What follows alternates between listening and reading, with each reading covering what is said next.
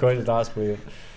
Hello and welcome to the 64th episode of the Pretty Good Gaming Podcast. My name is Mike Williams, this is Gareth Evans and Jake Kulkowski. Hello. How are you both? Yeah, very good, thanks. Very good, thanks. How are you doing, Mike? I'm alright. We've just eaten. We're recording a little bit earlier than usual because we've got the Rage, at the time of recording, the Rage gameplay thing coming up. So we have to shuffle things about. So if this one's a bit rubbish, that's why. This week, as always, we'll be answering our patrons' questions. We post these podcasts a few days early on our Patreon feed, and then patrons comment with their questions. We go through them in the following podcast.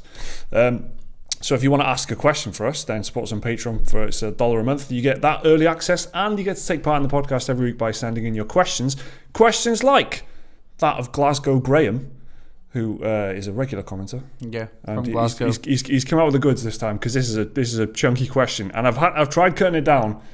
Can't be done. Can't be edited. Whoa, the question that can't be edited. Okay, here we go. Are loss-leading first-party games unfair in terms of changing expectations for other devs? God of War is amazing and probably has the highest production values of any game I've played. The graphical fidelity, the animations, the environmental detail, the voice acting, etc. But this might have come from pouring resources into it unprofitably to attract people to PS4. Now, this is something we all kind of assume and agree on. I am glad that it exists, but it might now change my expectations for what games can or should do, leading to disappointment in other releases. This could help raise the bar and motivate others to achieve, but are they unlikely to have the money to do it? So this is kind of a big question, and I think that it's one that we kind of touch on pretty often. Like, what was the video we just did about the Shadow of the Tomb Raider, right? Yeah, the single-player problem where devs are finding it increasingly difficult to turn a profit generating single-player games because they are so hard to produce within a certain budget, because you can't, they don't sell as well, they don't produce as much revenue as the likes of Fortnite and multiplayer games where you can make money off them after release, essentially. Yeah, we touched on this a lot, and I think that I don't know, Jake, what do you reckon? Has God of War raised your expectations, has it Jake? changed the way? Yeah, well, not ours, because I think we're a bit more into it, but you're right, like just a regular person going to a shop, they can see all these rows of games and they pick up God of War.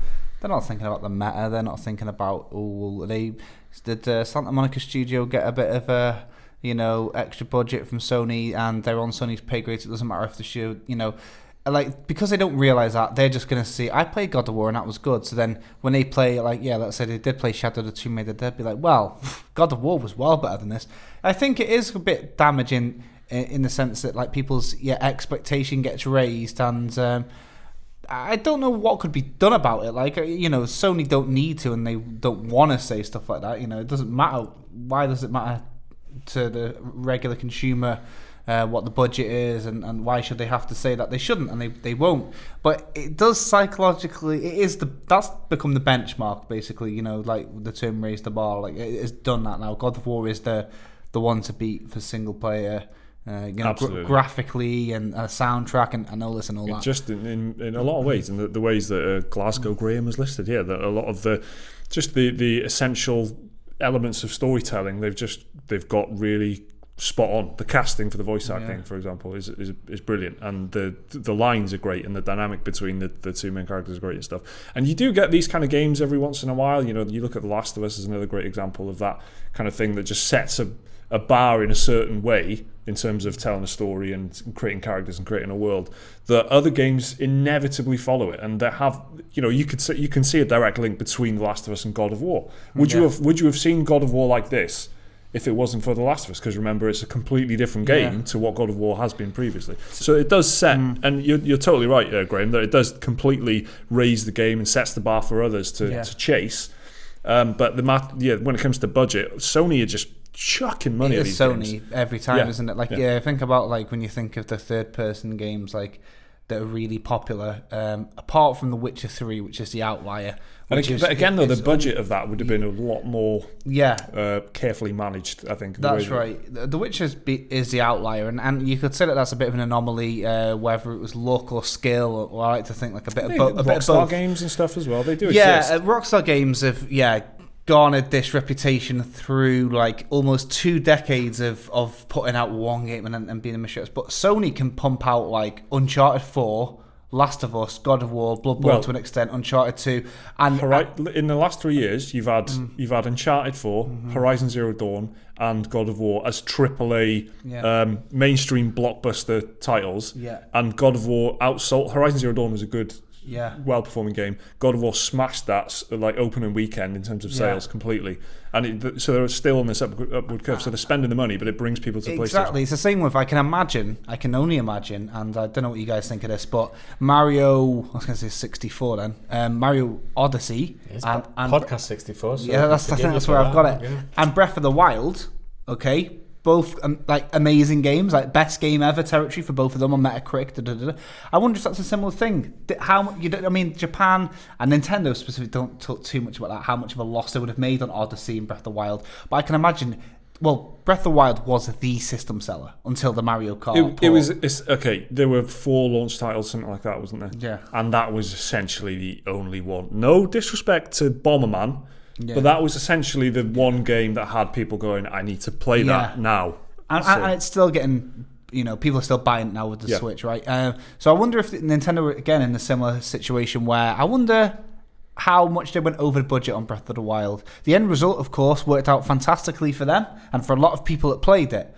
But it is kind of, that's another, if you're not one of the guys that's like, God of War, you're the guy that's like Zelda or Mario. And a lot of that is down to, I reckon, the budgets, superseding. It's interesting how those two things spend the money differently as well, because Breath of the Wild is a completely different game, because it's at least in presentation and stuff, it's not like the AAA blockbuster. It doesn't jump into my mind as when you think of AAA blockbuster. They just spend the money differently, and all the effort and all the stuff behind the scenes goes into design, and the presentation is completely different, and but still. It's an expensive thing to make a Zelda game. I would like to think that God of War would push forward the industry in a lot of ways, and not try and think and dwell too much on how it's going to put pressure on other developers to achieve the same sort of glory that God of War achieves.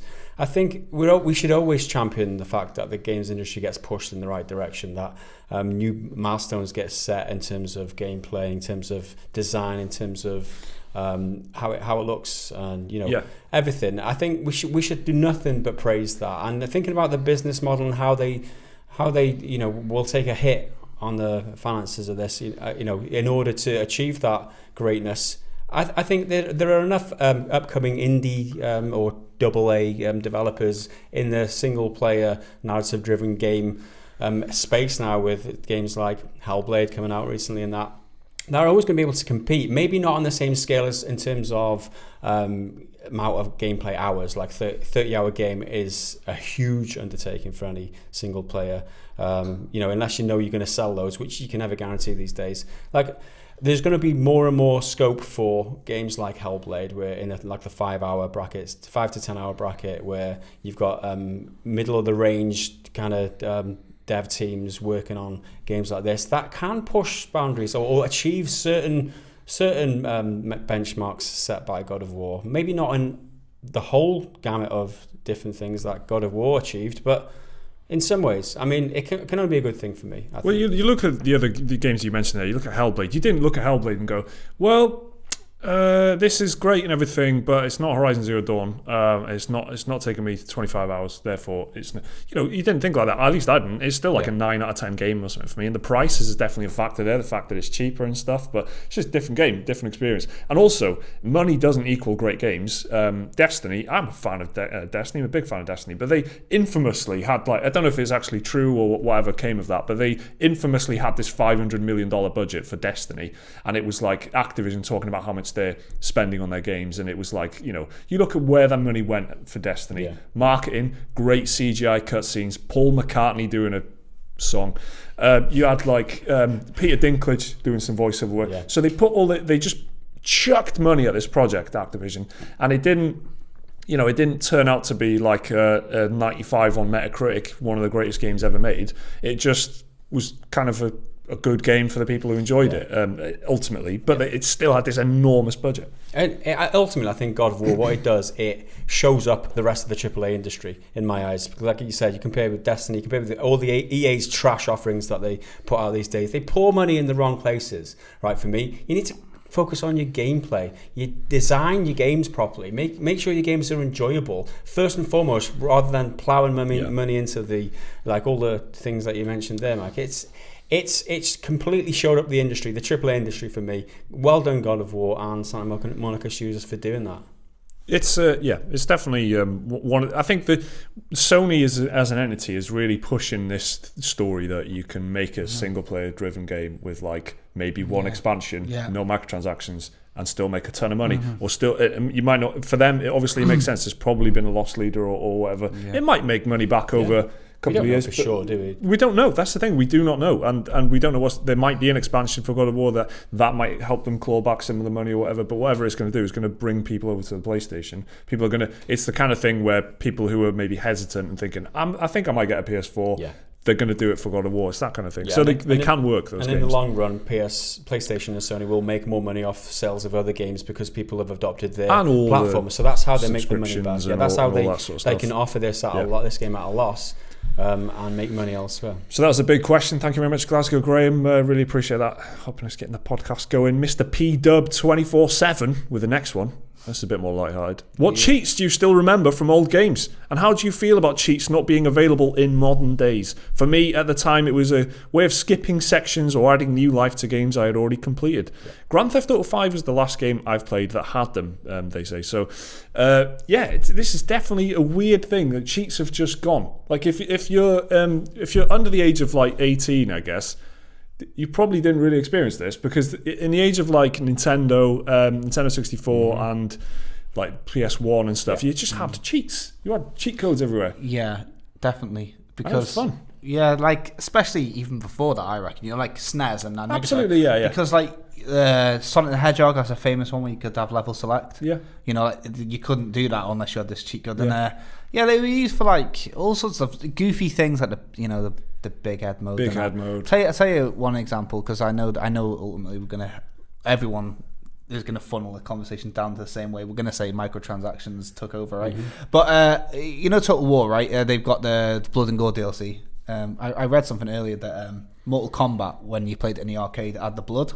But the home release, because of there was a lot of picketing and stuff like that, there was no blood. But you could enter a cheat code to enable a blood again and have that arcade experience, which is what Total War do now. But they charge you £2 for that. Yeah, they charge you £2. But that's how they got around the rating system and stuff like that. So cheats were used for that, Easter eggs and secrets, bonus levels. The Konami code is that's the most. It's my answer to Konami because it's the only one I can remember, and it's in a lot of games, a lot of Konami games, obviously. Bit of a meme now, I guess. Even Silent Hill 3, I think, was the last example of it, where if you put the Konami code in, one of the detectives was just in his underwear the whole way through the game, so it took the edge off the horror. That's the last time I can remember the Konami code. He still had this trench coat on. He still had this beige Inspector Gadget coat on, but he just had little tighty whitey Walter White underwear on.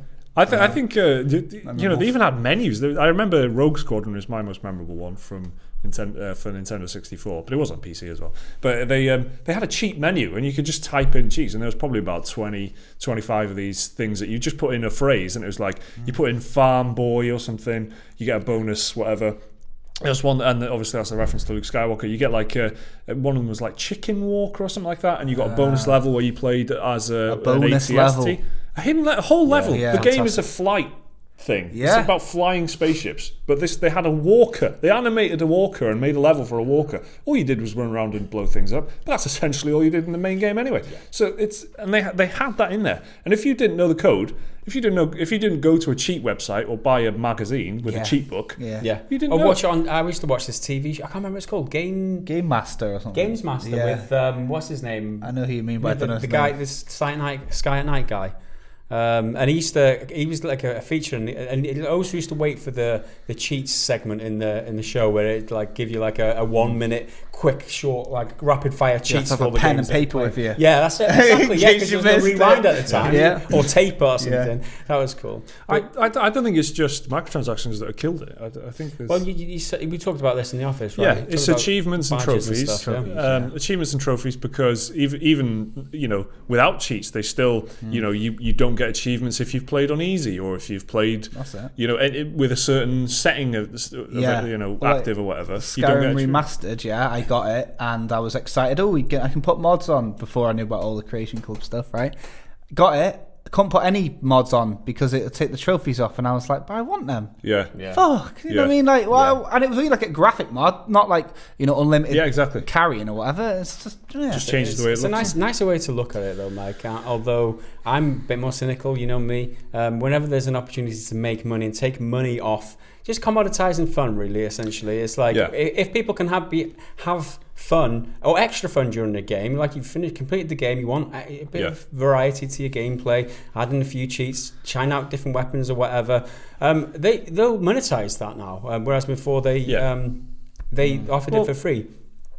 I feel like there's a real shift with the Xbox 360. That's why I think achievements, because the 360 bought in the achievements, and then Sony followed through with trophies. A factor, yeah. And then, but it's the achievements is kind of like a symbolic almost, because it meant online play. Like you went from PlayStation 2, you had cheat books for PS2 games for days, right?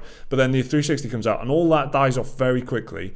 And because you've got competitive online play, you can't cheat in that. That's got to be balanced and it's got to be fair. And that dominated. People would buy COD and whatever just for the multiplayer. So it becomes less of a thing, and also the kind of the onlineiness of it entirely, where it just becomes less putting in a code, getting a book and all that. I think the sad thing for me is that people who are playing games now, like newcomers to the industry, you could say, I've never experienced free cheat codes and stuff like that, and they're used to paying for extras, and that's just what's accepted as the norm in the industry these days. And I can't wait for one developer to try the old style method, because hopefully it'll come around again where somebody just tries it and it's offers everything for free, but with special Easter egg cheat codes like you used to, and just trying to excite people about that. It'd be a headline, man. Kotaku would have a headline on that. Right, It would be like, this new Battle Royale game has cheat codes, and that's fine.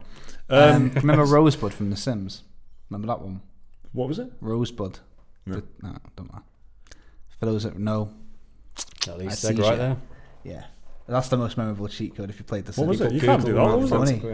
It's like Age of Mythology. You could have cars, couldn't you? Remember that cheat? You could have Lamborghinis and shit with your. So what was Rosebud? I think it was unlimited money. Oh right. So yeah.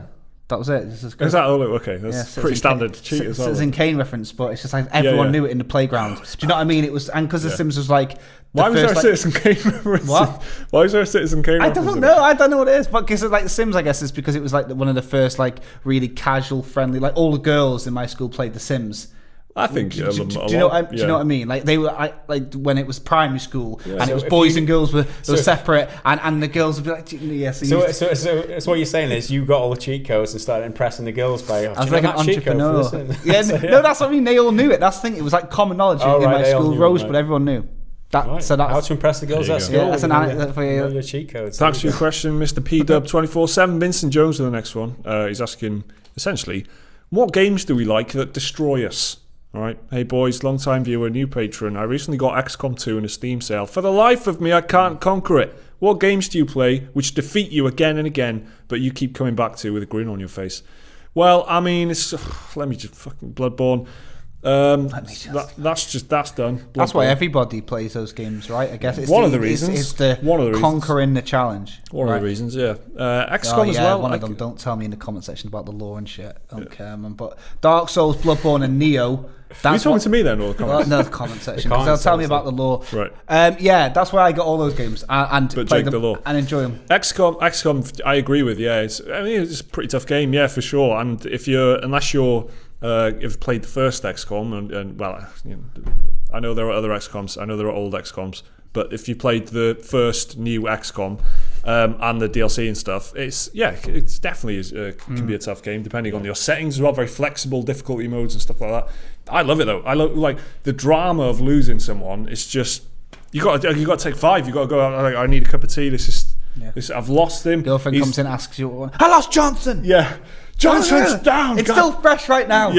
Yeah. That happens all the time, right? Yeah. So that's good. That's all fun. I think sorry, just before we move on, Faster Than Light is one for me where you just play. You always die. You try and get the end to unlock more ships or whatever. But you just as soon as you die, want to get straight back into it. And Kingdom New Lands is kind of like that.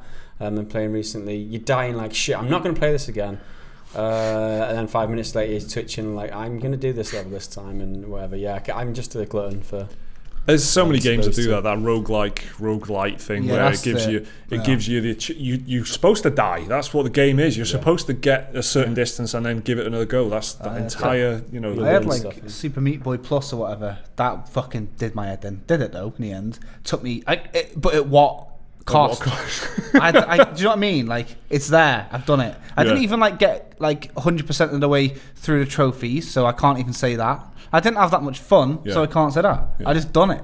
So this question is like the fruit of the labour. I can answer that. I did Super Meat Boy Plus or whatever. So it wasn't all. Not a happy ending, that was it? Yeah, well, but that's that's you got something to talk about. In this podcast. Exactly. At the very least, every cloud and all. Super Meat Boy, man. Thanks for the question, Vincent. Let's move on to Blake Walden's question. Who is the worst gaming companion? They say it's definitely Fee from Skyward Sword, but you can have a crack at it. Like you mean like an AI like piece of shit, like fucking that one from Resident Evil 4? There's absolutely what's the worst companion that you've? Fee from Skyward Sword's shit. Yeah. Ashley from Resident Evil 4 is annoying. Really annoying. Like famously one of the worst, I'd say. Yeah. Fuck I'm off. getting eaten by zombies. And Wish there was a mod you could just get her out of there, man. Yeah, that's it. It's got to be her.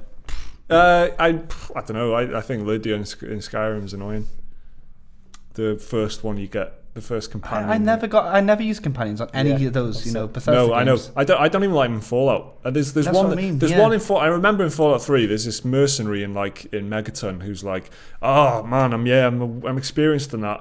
1,500 caps if you want my services. It's like, well, right. I want to see what this is like. So I did some missions, saved up some caps, hired him. Bollocks. Like, it's just a waste of time. It just absorbs all the XP, don't it? It gets all the kills for you, and you don't get the XP. That's like, what's the fucking point? Exactly, you'd rather do stuff for yourself. It really, and I mean, I play these games for the world and the universe and stuff, and especially I say these games like Bethesda games and stuff, especially any single player game. These video games. No, go I on. play them for,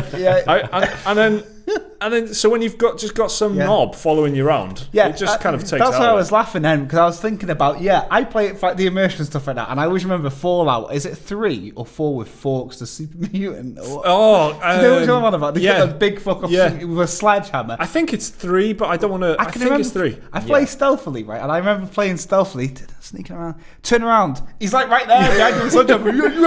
They trigger the traps as well in Skyrim. They're big. I got the biggest, heaviest companion I could possibly have, sneaking around with a sledgehammer. You can hear him breathing behind you, and I'm thinking this is a mission breaker. So I don't have any of them. He's be quiet, Jake. Crushing the fucking rad scorpion. So I don't have any on Bethesda. So all of them from Bethesda games / Ashley Boone is my favourite, but because Boone's fucking cool. He's a Bethesda one. Is he a man or like a mutant or a he's dog Obsidian actually, isn't he? Boone, the dude from the dinosaur. Oh, the guy can. Yeah, that's sniper. Yeah, cool. He's the coolest man, hands down. But and I guess because he's a sniper, he's got. He's hands back a bit as well, so he's a bit more subtle, I suppose. Which is a bit. You need him. The games that have companions in them, it's like Metal Gear Solid 5 as well. I remember the Quiet as a companion. Some of them are like really overpowered. Like the dog and stuff would just bark and tell you. Dog was really good because you could scout everywhere. And some of them are overpowered, but it does. I did like it. I did like having Quiet around. She's just like taking these people out. Whistle noise all the time though, and it was like the same 3-second clip every time you tag somebody, and you tag about 1,000 enemies over the course of the play, and you hear that. Can you upgrade it with like a tranquilizer thing as well? She was pretty annoying. Yeah, the coolest companions would be something like a horse who takes you places, right? Who carries stuff for you and just stays quiet and stays out of the way, essentially. Yeah, like Roach from. Yeah, exactly. Roach, or I'm thinking Kingdom Come Deliverance, where they can carry loads of shit for you, extra inventory space, awesome. Takes you from A to B really quickly and just doesn't interfere with all the other shit you got to get on with. And rears up dramatically when there are enemies nearby and stuff. Or they're at the edge of a cliff. I was there when you need him. Yeah. Last minute shout out to what's his name from Mad Max, the little gremlin, little scrotum guy. What's his he's name? called Scrotum. Something like that. No, that's the name of Scrotus or something. Is the name of one of the warlords in it? Because that's what all. I know what you're on about. The Quasimodo looking. Yeah, he was kind of annoying because I didn't mind him as a character, but the fact that he is always there is annoying because he's always chattering, he's always got shit to say, he's always commenting on stuff. So shut up, man. Just trying to drive. Like a me around, man, in Anyway, Mad Max. Simply Phil asks, good day, gents. Simple question today. Are you excited about Project Borealis? Now, if you haven't heard of what Project Borealis is, it's actually a group of amateur developers, pretty much, taking it upon themselves to make Half-Life 3, basically. That's basically it. Mark Laidlaw was a writer, I believe. He left Valve, and he revealed some of the story of what Half-Life 2 Episode 3 would have been. We did do a video on that at the time. And the story would have been like this expedition to the Aperture science research ship, the Borealis. So then these people, this group of fans, these dedicated fans, are really doing a serious job of this, and they're making it from scratch in Unreal Engine 4. This isn't a mod of Half-Life 2 or anything like that. Mm-hmm. They are making the game in Unreal Engine 4, and it is pretty exciting. It's like a not-for-profit type operation as well, and these are just dedicated fans that want to see the Half-Life story, I'm assuming, come to some sort of conclusion. And they're really putting in the effort, and they're trying to match the animations to Half-Life 2 and stuff like that, so you've got the same movement and stuff, and obviously the art and design and stuff is all there. There's a great video on it, which we'll put in a link in the description if you want to watch that, from the big update 3 that they've just had. So that is what it is. Yeah. It does look pretty intriguing, doesn't it? It's an exciting labour of love for essentially people who aren't going to see any monetary gain from it because they can't sell it because it's not their IP. It'd be illegal for them to do that or whatever. So they're just doing it out of love for the franchise, and apparently they've grown to a team of like 60 people now. They've got 5 team leaders working on it. So there's a load of people throwing in loads of free hours essentially to work on this game, which I think is just fantastic. It's brilliant, and hopefully at the end of it, once they release it, it'll be available for everybody else for free, and we'll all see the benefit of it. I reckon the Valve would be daft to ignore this, I think, and they should do what they did with Black Mesa and let people buy it, put it on Steam. I don't know if they will. I don't know if it's a good idea even, and I don't know what the legal reasons would be behind it. But just looking on the outside from a complete place of ignorance, it feels like it would be cool if Valve just let them sell it on. They probably don't even want to sell it though. The way that they talk about it and stuff, they're not interested in that. Yeah. It doesn't sound like they're not anyway. Looking for investment. They're not looking to get paid. Essentially, there's one point in the update video where the guy doing a voiceover says, we've been inundated with offers for donations. Thanks and everything, but we're trying to pay for this on our own. I wonder how much of that is the legal side of things. Yeah, right? exactly. If they're taking money off people to produce it, then there's a legal grey area then, because it's not their IP. They're doing this, if they seem to be taking money or making money out of it, it opens legal problems. It just feels like it'd be nice if Valve gave this some kind of blessing. I think that was like they did with Black Mesa, right? Yeah, it just did something to like rubber stamp it. Interest you or not really? No. I think it's an absolutely pathetic end to Valve's trilogy to let someone else finish it. Great for the people doing it. I think that's awesome. I think that's loyalty. It's art. That's brilliant. I think for Valve, what I'm saying is, if Valve signed off on that, I think that what is that? You've made the first 2 games, you've not done the third one, you let someone else do Black Mesa and said, okay, and you've let someone else do all the hard work and you've just gone, that's Valve here. What is that? That's pathetic. But it doesn't rule out that they would do a Half-Life 3, though, does Which it? is why Black Mesa is called Black Mesa and not Half-Life Remastered. Yes, exactly. But I mean, it's already been done by fans now, so if they did do that, everyone would be like, what? Why don't you just do the third one? I mean, what I think is putting them off from producing Half-Life 3, this is just speculation on my part, is that the expectation is so high, right? And this is one way for them to, if they did, endorse this and say, it's fine for you to carry on making. It's one way of taking the expectation away from them in a way, because they've got things they want to be working on. Maybe they don't want to do Half-Life 3 for whatever reason. Yeah, exactly. That's my whole problem with it. Yeah, exactly. They're scared of how great their last 2 things was, and they don't want to disappoint people. Just finish your story. Thing, right? Well, they are. Yeah, but by not doing that, ultimately they are disappointing people more, right? By leaving it. It's such a massive, long story. I don't mean the Half-Life story. I mean the story of Half-Life 3's hype and it's coming. No, it's not coming. No, we'll be quiet for 7 years, and then and people. It's just such a huge phenomenon. It's like there's so much to to what people expect and what it could be, and the way that the Half-Life 2 ended, and then the way that the Half-Life 2 DLC is ended. It's just it's too. I think it's too much. It's an interesting story, and if whether these guys finished the story or not, right?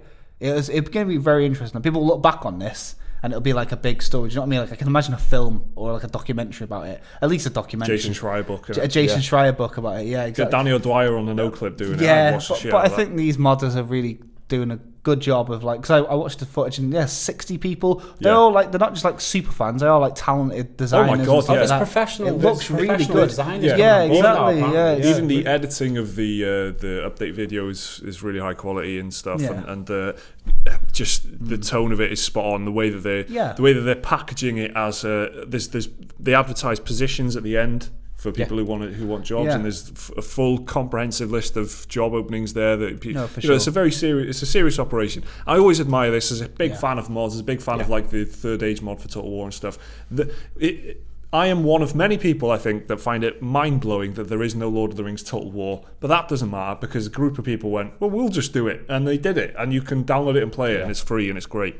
So I always admire that. So great job, guys. Yeah, I mean, it's surprising that if these guys wouldn't, if they do a great job, then it's great for the resume as well. You know what I mean? Think about trying to get a position in the industry. If you're struggling to find a job in the industry and you want to pass the time, do some, have a hobby and, also work on your resume at the same time. It's a great thing to be working on. Yeah.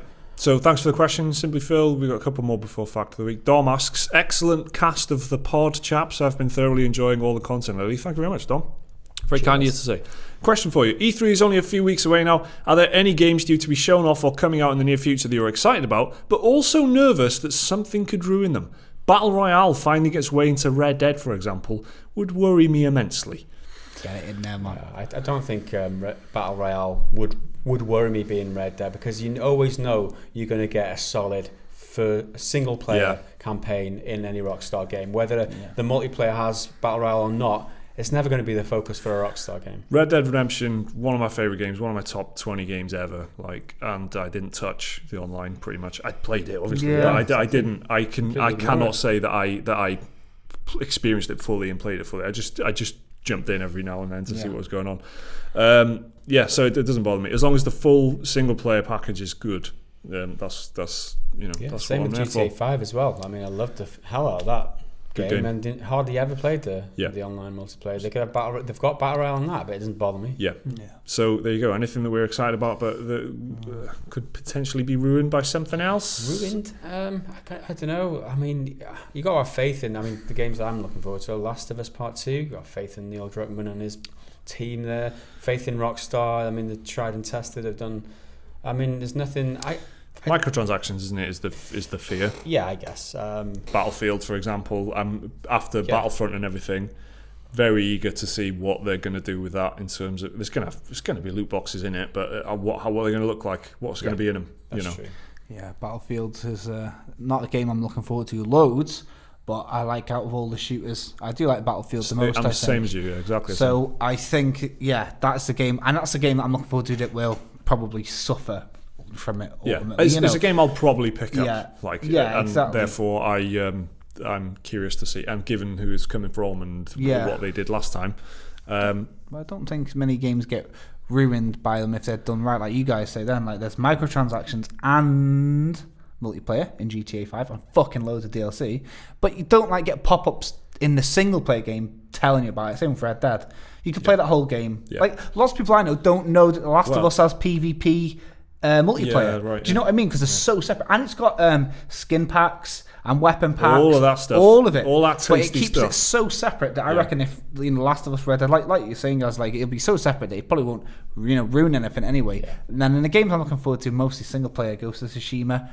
We don't actually know if that's single player, but I'm gonna assume that it is. That's new. That could be ruined if it was online only, multiplayer only. Yeah. Do you know what I mean? I tell you what would ruin those games is if they integrated single player with multiplayer in Red Dead Redemption. If they forced them together, if they did the Division, piss me the there fuck was a off, quest man. where you have to team up with 4 other players. I would, to raid that is where I'd be saloon. totally shared worlds. In the Division, the way it works is really nice because the world is single player, but the outposts and the hideouts are shared areas. So if you were to like step into a saloon and there were some other people in there, I think I'd be all right with that. I think I'd be all right with that. And if I could speak to some of those people in the saloon and go, "Hey, do you want to go rob a train, mate?"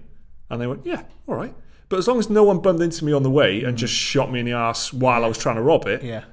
That would be very Westworldy, wouldn't it? Trying to figure out who are the real but players. This is what I'm thinking. This is what I'm thinking. Yeah. The way that they've been pretty conservative with the marketing so far. It's been so bog standard and vanilla. It's like, I've got to be honest, and this is I've not been surprised by anything that they've shown yet. Yeah. And I'm thinking this is exactly what I expected. Yeah. So I'm thinking there might be something, right? Whether that's a battle royale mode in the online version or something like that. But I'm just thinking, I don't know. Seeing the word like connecting to server when you click start new game is going to be like, if that happens. Yeah. But it's a completely different package at that point, isn't it? And because GTA Online's been so successful, do they change that, or do they just do exactly the same but cowboys? I reckon they're going to do that same model. The biggest entertainment product of all time. Why would they not do the same as that? That's what I mean. Do they experiment and go and double down and go make the whole game like that? I hope or not. do they? Yeah, just something to think about there, guys. Something to think about. No, thanks, Mike, but I hope right. There's nothing else really to worry about unless Ghost of Tsushima's online only and Death Stranding is a turn-based, top-down football game. Marshlands eco sim. Other than that, I'm good, man. Yeah. I'm looking forward to lots of games, and I'm quite positive about them anyway. Yeah, same here. I'm trying to think what I'm excited for, really, and Death Stranding, Spider-Man. I'm pretty excited about. Yeah, you and Liam are looking forward to Spider-Man. It looks decent, man. I think the Spider-Man as an open world game just definitely works. Just the swinging is such like such a like unique kind of movement in when you think about what's happening. You're not flying, you're not running, you're depending on the environment around you. It's pretty cool. And if they get that right, could be a great game. Yeah. It's all about the web slinging. So there you go, Dom. Thanks for the question. Yeah, and one more for Fact of the Week. Gritty Gaming asks, "Hey PGG, what in your experience constitutes a memorable video game story?" So nice open question there. I don't know, just Dead Kids makes it well memorable. It's the truth. Think about all the good stories. It's the truth. Dead Kids, man. Get it in there. Dead Kids, or a kid watching a parent die. Yeah. That's how you get all these Walking Dead. Dead dogs. Yeah. Dogs dying. There's a lot of games I've played where animals have died and I've gone, but there's not many games where the kid dies or you as a kid watch your parent die and you forget of it. You know what I mean? Yeah, I mean, Dead Kids, the secret to success. emotional Jake Kulkowski. Yeah, catch my new book, the 400-page manifesto. Yeah, it's got, for me, I think it's some sort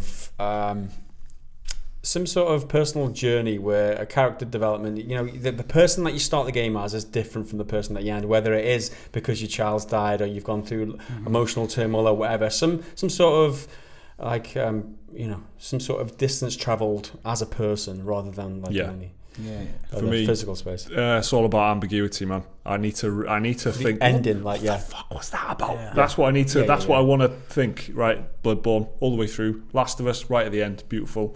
Anything. So that's why I like Horizon Zero Dawn narratively. Although I do love the that setup and that like so far in the future that it's like the past. I love that as like a sci-fi premise. But Horizon Zero Dawn is pretty like, I mean, like you've said before, it's pretty like by the numbers, paint by numbers, right? So that's probably one thing that I always go for is like something that just I don't know what happened and I spend ages thinking about it afterwards. Yeah, not bad ambiguity, because I've seen that a lot on TV shows recently where they we talked about it this morning, like with Westworld and that, like just doing it for the sake of having conversations and not really that interesting. Yeah, it's like it don't purposely open plot doors just so that the end don't be lost. And what happened here? Yeah. But it's good to sometimes not wrap up a story completely, so that way you can then start using your imagination to think about what the world might be carrying on like. When I say ambiguity, I mean uncertainty, not chuck a polar bear in there for no reason. Or a smoke monster. And what the fuck is that? Imagine if at the end of Bloodborne, right, it was exactly the same ending, but then a futuristic helicopter flew by. That's Assassin's Creed, mate. It's what that is.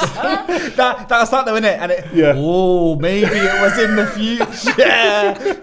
Yeah. Yeah. There you Okay. go. Beautiful. Let's move on to fact of the week. Can we have the jingle, please?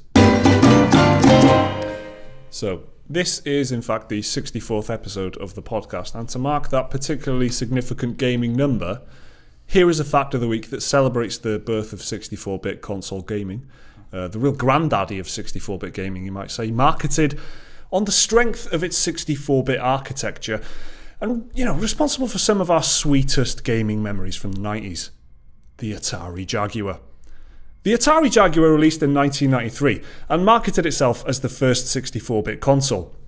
Now, this wasn't strictly true, as was pointed out by many at the time. It was in fact two 32-bit chips working in tandem. What did we think of that one? I like that one. Yeah, that's good. I kind of went at my own arse a little bit with that one, because you thought it was going N64, right? Yeah, this exactly. is going to be an N64 factory. But no, it's about the Atari Jaguar. Yeah. I was Don't thinking forget- Commodore 64, but Well, the I'm Atari old Jaguar school, man. I'm old school. was 200,000 consoles. That's all it sold. And it was basically like 2D platformers, except they were trying to say it was 64-bit, but it just wasn't. I like that fact of the week. There you go. Thank you. Thank you very much for sharing. Beautiful. Is it the new feature time? It's the new feature I'm time. looking forward to this one. Time for Dead Cred Redemption.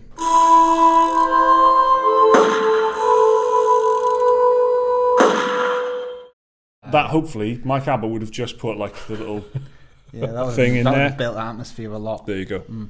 So here you go, Dead Cred Redemption, the new feature that we started last week.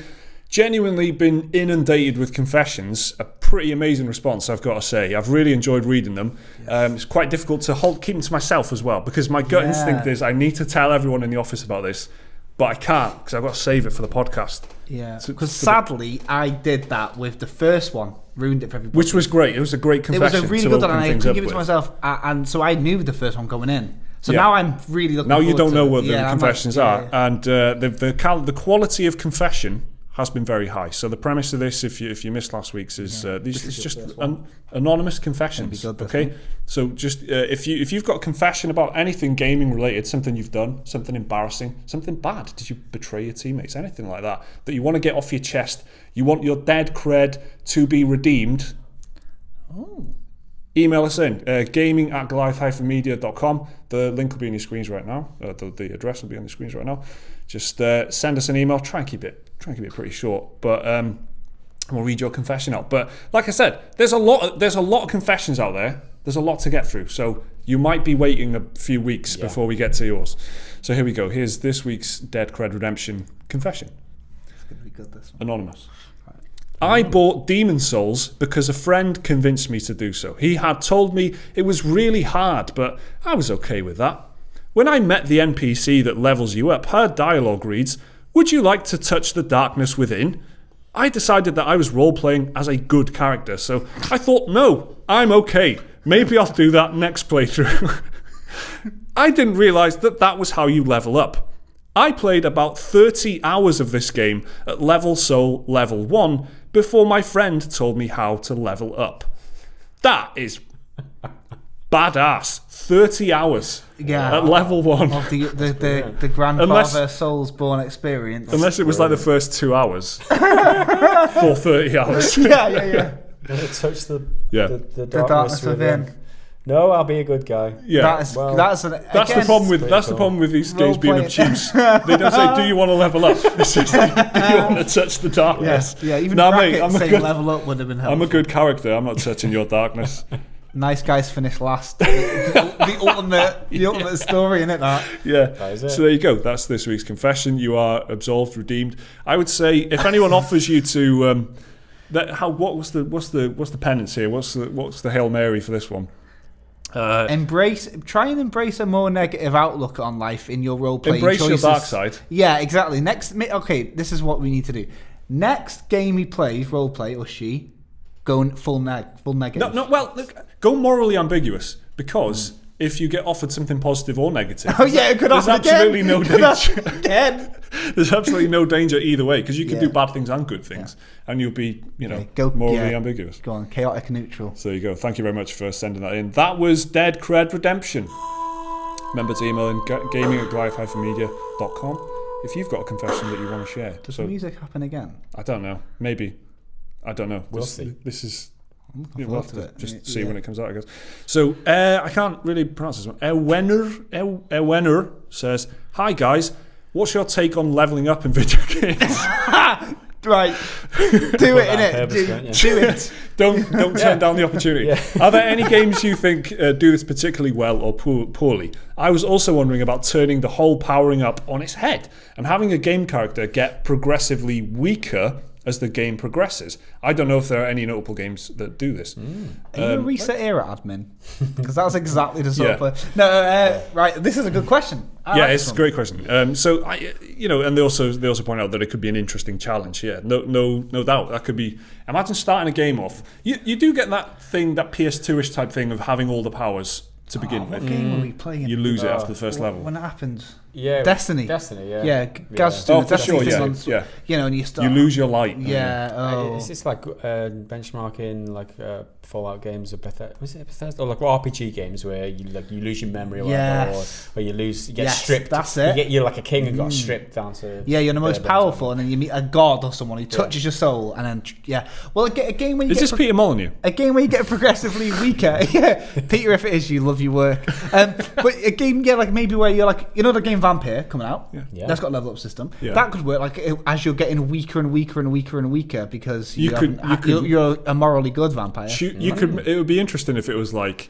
you lose a baseline of everything, but you can choose a few things to hang on to or something. Yeah. So you don't level up, you just carefully level down. So so you've got 5 bars of health, 5 bars of magic, 5 bars of stamina. You have to lose 1. So you could play the whole game with no magic. Yeah. I mean, You tactically. That's a good idea. Peter Molyneux, give us a ring, mate. We're here. But leveling up, good systems. Come on, everyone's got to have Skyrim's my favourite, I would have thought. Something that changes or makes meaningful the game from there on. Something that you unlock by doing, and if you put the perk point in the right place, it could change the way that you approach the game from then on, and it feels like you've earned something. Yeah. And that's what I like about it. I personally like the old school BioWare type approach to it, where you don't just get skill points, you get like, okay, here are your skill points for this level, here's your talent, and here's your combat feat or something. Yeah. And the paper and pen, Dungeons and Dragons. And that's how they've implemented, like you look at Knights of the Republic and Baldur's Gate, and then you look at like Divinity does it as well now, which is obviously not a BioWare game, but it's that kind of pen and paper RPG type approach, where you get multiple things, and there's different, like in Divinity it's great where you've got civic stuff, so you've got stuff out of combat, then you've got combat stuff that's obviously in combat, and so you've got you get like 1 point or whatever for each of these 3 different things, and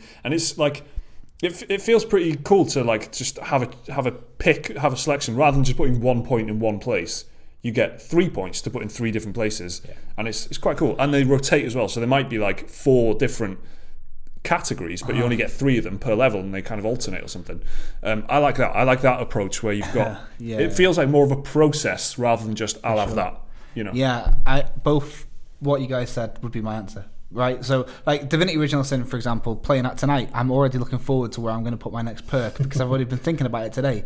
But it's like how that game works is that it kind of leapfrogs. I think Fallout does it as well, where you don't get a perk every level, do you? It's every 2 levels. So one you get to put is in your special stats.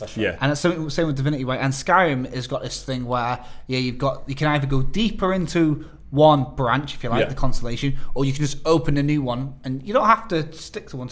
Some like God of War and Horizon are 2 examples of games I've seen where they were like eventually you have all of them. They're pretty now that kind of actiony AAA way of progressing is really popular now. And basically every Ubisoft game bland, and all that. I think. It's lost its spice. It doesn't feel great because it doesn't feel an if, it's a when. I feel like I'm gonna on God of War, by the end of the game you've got them all, and same with Horizon, right? But on Divinity it's got more weight to it, and it's the same. The gaps between leveling up are longer. So if you put a point in your strength now or whatever, you know that you've got like maybe an hour or 2 to make the most of that before changing. And Fallout has the perk system where there's some perks where if you have one, you can't have the other. Or they're flips on each other. You get good, one, and they're links to karma and stuff. Which is great because it means that it's replayable. Exactly. So I like them because Skyrim and Divinity are two examples I would have said. So perfect. Yeah, I mean, the replayability is huge, right? Because RPG games versus the action games, right? I mean, you can early game first 5 or 10 hours can be completely different if you choose different perks, different skills to go with in the early game, and you might end up having 30-40 hour game could turn into a 100-hour game because you played it differently the second time and enjoyed it for a different reason. Totally. I've got to say the most lackluster, the one that I enjoyed the least, is actually Destiny, and being a fan of the game and stuff is pretty annoying because you just I don't know even why it's there. I don't know why it's because the selection of stuff is so limited, and it's basically just toggling per situation what type of grenade you've got, what type of jetpack. But there is while you're playing through the single player, there is like this unlocking route that you go and you choose it ends up feeling, and you've got these different subclasses that you can choose, so you can rotate between different subclasses and stuff. Destiny 2 in particular I'm talking about here, it doesn't I don't know, it just feels lackluster and not good. I don't, you could take that whole thing out and it would still essentially be the same game. Grenades kind of do the same thing, just in a different way. Exactly. It just makes it seem a bit more complicated than it is. If anything, you could tie it into equipment and it'd be more interesting. If you got different types of grenades or different types of jetpack as part of your armour, it'd be better. So I don't know why it's even in there. But that's a great question. Thank you very much, really Peter Molyneux. Elliot Gardner. No, wait, that's... Yeah, it was Peter Molyneux. Elliot Gardner asks, hey lads, saw a little bit of your Destiny 2 live stream, but not that much. How are you enjoying it? I think it has improved the game a lot, and I'm really enjoying the grind, says Elliot Gardner. Right, Gareth. Well, so I missed this. I wasn't here for this. So. This was my first experience playing a Destiny 2 type of game. And what we mean by that is like low gravity, double jumping. It's all floaty, bouncy. Enemies shooting at me in slow motion, it felt like, because it took for ages for the rocket stroke bullets to get to me. I played it and enjoyed it, and for the amount of time I had with it, but it's not my type of game. It really isn't. I want my shooters to be a bit more, I don't know, I want bullets to come at me fast. The same speed you're sending them out. Yeah, that makes more sense to me. I don't know, I can see its appeal, bounding around and that, and being in the air, jumping and turning stuff, but it's just, I just don't enjoy that game. Yeah. It's just the way it is. It was it was interesting because Gareth hasn't ever played a game like that. Never played Halo, so I never played any of them. So. And you kind of like, I don't know, it's weird because you just assume everyone's played one. So watching Gareth going, I can jump again. I was like, well, yeah. But then I thought, well, that's not obvious at all if you've never played a game like that. So then And I played, so we were playing the first bit of the game again, right? Because it was launch day that I did all this stuff. So then I come back again now, like, is it over a year? No, nearly a year later. No, well, like September 8 months or something later, and there's like pop-ups and shit. There's full on pop-ups for the DLC. All right. At like level 2, where you can't even go to Mercury, as far as I know. And I was just like, I was quite shocked, to be honest. I'm not normally into, I don't really care for that. So, pops up. But just to play it when it came out, to playing it now and seeing how much they're like, remember to join the fight with Warmind, I was like, it's very MMO-ish, that, isn't it? It left a horrible taste. Do you know, when you first mentioned it, I was thinking of like Bethesda games with like Oblivion and Fallout and Skyrim, and you come out of the starting dungeon and it's like, a stray wind has caught sight of whatever, and it's like a message of, this is the DLC basically. If you want to do this, here's your quest, and you get the quest chain straight away. But that's after you've bought it. So you have already bought the DLC. It's not advertising it to you. It just makes the DLC available to you really early on, which I do find a bit jarring, but it's not as bad as an advert saying... Trying to say something that you can't even play yet because you're not high enough level. That was... I can't imagine how annoying it would be to say, like, a hidden message has been found. And it's only going to cost you 20 quid if you want to open it. You know what I mean? It's that kind of thing, isn't it? Like, let's just say, worst case scenario, someone plays Destiny before. Let's say it's like, guys, someone never played a spacey game before. Yeah. They buy that, they go there, come back in like 10 hours, 15 hours. See ya. All right, fucking hell. What have I just spent this money on? This is real 20 quid. I could buy another game. I mean, it's more than what Destiny 2 is. I can get pizza, some beers, and some wine gums. And you're talking 1 hour in, you don't even know if you like the game yet. Yeah. You might throw it away after 2 hours, and you've spent like all the DLC. Pre-ordering season passes, isn't it? That is the point, and that's why it's just so fucking. Yeah. Oh, it's disgusting. So that's what I the stream played was like. What was that, sorry? So that's what the stream was Yeah. like. The stream was on. There you go. Yeah, I missed it, so I wasn't here. But I haven't played Destiny 2 in a long while, and I had an eye on Warmind because I always want an excuse to play it again. But my God, man, 6 out of 10 from IGN and GameSpot. But it's like That says it all. Yeah, IGN and GameSpot are giving it 6 out of 10. I mean, and they're like normally, and they had adverts for it on right alongside it, so it's like exactly. So we know that really they wanted to give it a 4. When we did that video on it, I said that the strike would be the same because we bought Curse of Osiris, and that was the case, and it was exactly the same thing. And they changed like 2 or 3 enemies or locations, and then they were going, "Well, it's not exactly the same." Curse of Osiris had like this world bit where it was just like levels would just. Platforms would appear in a certain order, and so it was kind of difficult to tell almost that it was the same thing because it was just, is this just the way the world is, or is this literally the same order of platforms? Exactly. And because there's only 4 enemy types. Yeah. Do you know what I mean? Yeah, in the whole game. Oh my God, it needs new enemy types. It really. Sorry, in the whole 2 games. In the whole 2 games and all the expansions, they're like, these are the cursed hive, and these are made out of bones instead of red robots. bones, not the green bones. Yeah, Stupid. the main bad guys from in the last Destiny game. 2. They're like the Legion from the last one, except they're red, mate, and they got a Darth Vader for a boss. So it's kind of It really needs new stuff. It needs new content, and it's And this is we put loads of hours into Destiny 2 together, right? Oh God, yeah. So it's I would consider myself a fan of the series because I played loads of Destiny 1 and I played a lot of Destiny 2. And when the content's all new and fresh, it's good. Yeah. But the problem is, there's not new and fresh content, and whenever there is, it's like fucking well expensive, and then you just buy in the same 3 maps 4 times. Even Destiny 2 as an entity is very similar to Destiny 1. It just feels like a big expansion in many ways. 10-year plan. Right, Elliot Gardner, thanks for the question. Great one there. Lady B Game says, do any of the PGG lads use a controller for their PC gaming? Guys, just try and keep the vomit in your mouth while I read this question out. If so, which ones and how are you liking them? I prefer keyboard and mouse, but I also have a cat who isn't fussed about parking themselves as inconveniently as possible on the keyboard. Recommendations, please. So that's Lady B Games. Okay, do we use controller for PC gaming? This person prefers keyboard and mouse, but the cats are the problem. Sitting on a keyboard. I think I might have once, but then I can't remember now. Other than that, keyboard and mouse, the whole. That was like Obi-Wan Kenobi. You sound like that snake from Jungle Book. Yeah. Slash Obi-Wan Kenobi. If Obi-Wan that's the Kenobi name was I've a not snake. heard. That's a crossover. Disney own them both. Guys, you got a really good Steel Series controller, which is I think RRP is about 90 quid. Yeah. Gathering dust in there. Premium.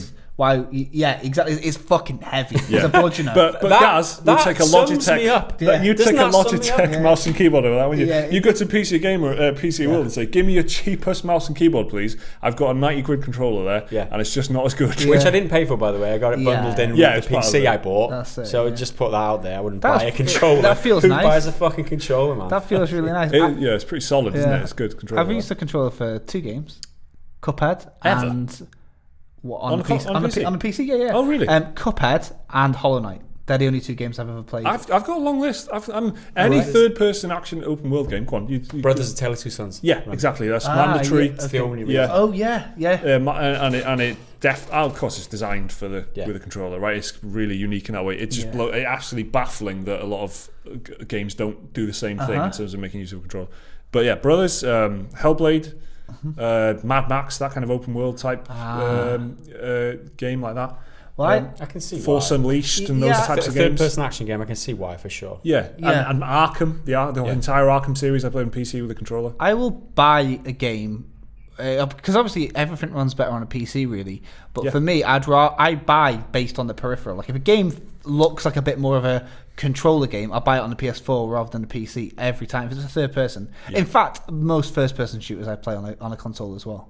Yeah, so I'll buy a game specifically for the peripheral. But here's the weird thing, and this is the fucking heresy and the blasphemy combined. I like playing first-person shooters on console. I know I'm wrong as well. Do you know what I mean? I know. It's like having a ketchup on a steak. Like Destiny.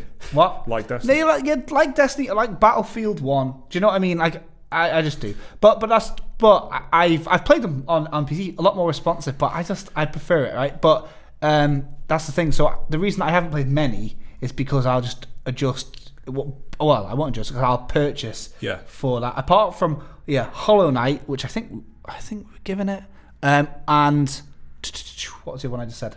Cuphead. Because it's not on PlayStation. Yeah.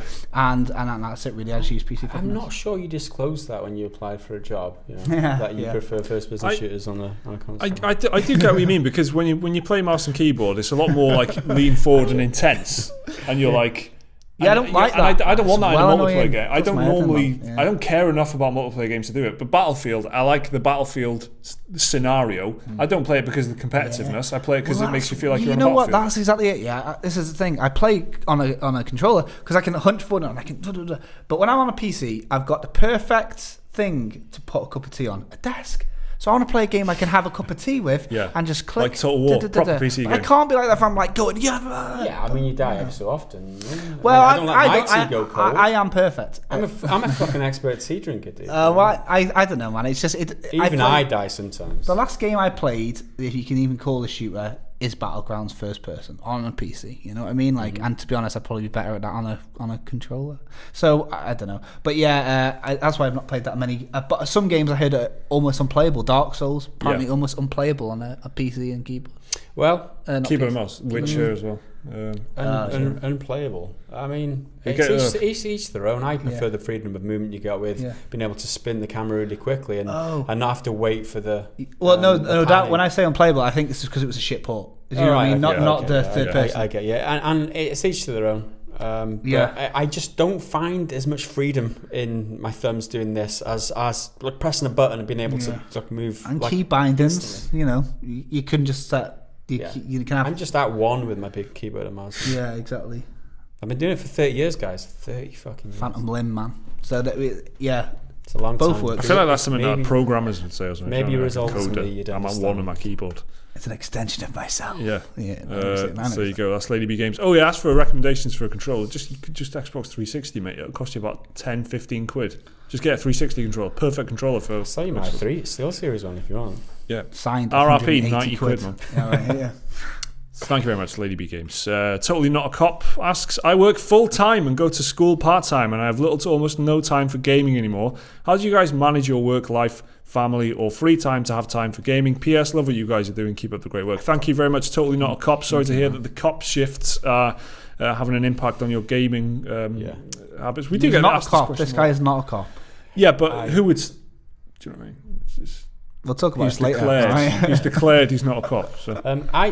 I find it difficult. I know what you're saying. I squeeze in some gaming where I can, and the prime example of this is I bought myself a desk cycle, so when I'm working out, I can play a game at my desk. So I'm literally playing games, but I'm working out at the same time. So I'm killing two birds with one stone, essentially. And short of buying a Nintendo Switch, if you've got like a young child you got to tend to or something, or you've got to cook the tea, then Nintendo Switch is ideal for that. So that's another good tip. Yeah, get a Switch. Or if you can afford it, get a gaming laptop, because it's essentially the same thing, but PC get 3 gaming. Switches for the same price, pretty much. Get what? Get 3 Switches for the same fucking price as a good Why gaming though? laptop. What do you mean? Why would you do what? No, it's just a little joke about the budget, the price. You know what I mean? Yeah. It missed. Yeah. I put it out there. It missed. That's fine. I'm just trying to give this guy some advice, and buy 3 Switches. How do you do it? Well, it depends, because the thing is, for me, I play games in my front room, so I can, because I can multitask and play games, and I can, help Ellie with her homework or whatever. My girlfriend's like normally just on her phone or doing like stuff around the front, around the house, garden, whatever. Where's my PC, guys? Upstairs. In the attic, innit? So if I'm doing that, I'm basically dead to the world, and in case anyone needs me, and I'm also like, I cook all the food in the house and shit, so like that I have to like schedule it ahead of time. This guy seems to be down to convenience of if he's in work and he's in fucking school or whatever, not cop stuff, definitely not. Commuting, especially if he's using public transport, is the perfect time. So second what you guys are saying, like Switch. If you can afford the mobile options, PC. because you don't realize when you're a busy person, especially when I was before I was driving, I would spend on average about 10 hours a week on public transport. I read loads of books. You know, I don't really read anymore, but I used to read books. And if I had a Switch, then I would have got so many hours in. Yeah. Like, you know, it's don't realise how much time you spend. Switch is the number one recommendation by miles because it's got a rapidly growing library of games. It's very relevant. A lot of people talking about Switch games, so you won't feel like you're missing out in terms of stuff because there's loads of stuff on it. This is like 300 quid or whatever. So, but it was designed by the Japanese for commuters, like for city living, long shifts and stuff like that. So have a look at a Switch, you know, and as well, if you're not a Nintendo person, it's a lot more agnostic than you think. It's not like it's got Doom Nintendo on it. only, Nintendo only. There's loads of third parties, loads of indies. Skyrim, Bethesda, Rockstar Games. Bethesda on board, loads of indie games. Yeah, so there you go. Thanks for the question. Totally not a cop. Hopefully that helps you out in some way. Mario Albert, great show as always, guys. Thank you very much. I love the Dragon Ball universe, but I don't care for fighting games and would love to see an open world Dragon Ball game. What IPs or franchises would you like to see switch genres and become something different, even if only for one single game? So, first thing that springs to mind is like Halo Wars, which is like a 7 out of 10 strategy game based on a first person shooter. Yeah. Interesting use of like the lore and like the different unit types.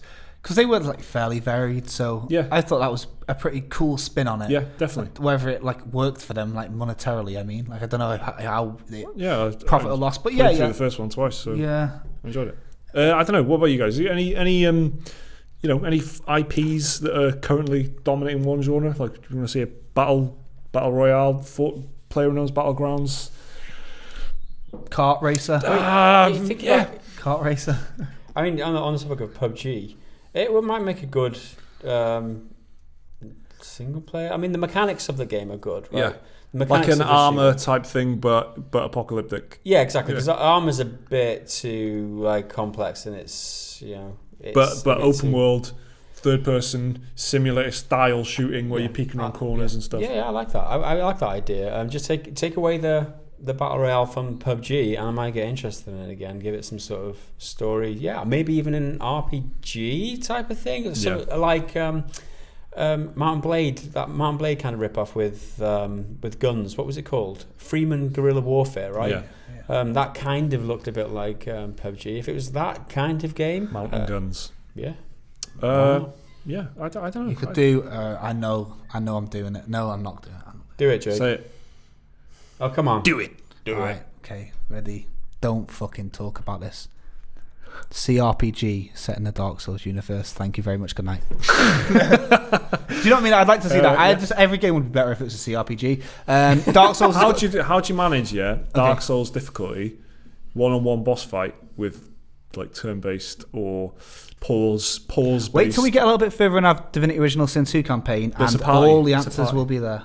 Oh, if you're that's the thing. You'd have to have a party, so it would have to be like I don't know, some Keepers of the First Flame bullshit. Like you could work out in the lore because that's the one thing about Dark Souls. It is a bit is everyone does grand missions by themselves. Yeah. Really, yeah. You squad up. Come on, like do you know what I mean? Like not everyone has to be fucking Solid Snake sneaking around and shit. Yeah. Have an elite squadron of knights, right? Like Ornstein and Smaug. Do you know what I mean? So. Stuff like that. You could do like the Dragon Slayers, stuff like that. Basically, Dark Souls and all that shit anyway is like From Software's love letter to the fucking Western Dungeons and Dragons culture. So just do it in a Dungeons and Dragons style and it'd probably be a perfect fit. And I know it's already a deep, complex RPG with action elements. Take the action elements out and make them turn-based strategic elements. Party-based, done, boom. There you go. I'm not going to top that. Thanks for the question, Mario Albus. Good answer there, hopefully for you. And McQuaddles or McQuaddis? I still don't know. I think I tell you that every time as well. McQuaddles? How? You tell me that. Yeah, I think I tell you that every time. How do you know it's McQuaddles? I think I asked him on Twitter. And he went... It's Quaid, like Dennis. Quaid. Yeah, like the Quaaludes from Wall Street. Dennis Quaid. If you could have any track or song from a video game, movie, etc. magically play when you enter a room or are walking down the street, what would you choose? Mine would be Ludwig.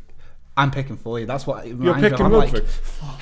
He's here. Thank you. I appreciate the respect. Okay, similar tone, but a lot more. I don't know. It would just make me happier. Imperial March style, wasn't it? Yeah, complete with heavy breathing. Yeah. It's got to be. It's got to be Jungle Japes, mate. It's got to be Jungle Japes, man. Yeah. Parties arrive, mate. Jungle Japes from Donkey Kong Country. Yeah. Yeah. I don't think I've got an answer to that, to be honest. The Monkey Island theme, mate. Yeah. Go with that. Monkey, yeah, something cool and bottle blowing out, lead, yeah. Sick. Yeah, Well, that was the 64th Pretty Good Gaming podcast. Thank you, everyone, for watching this far.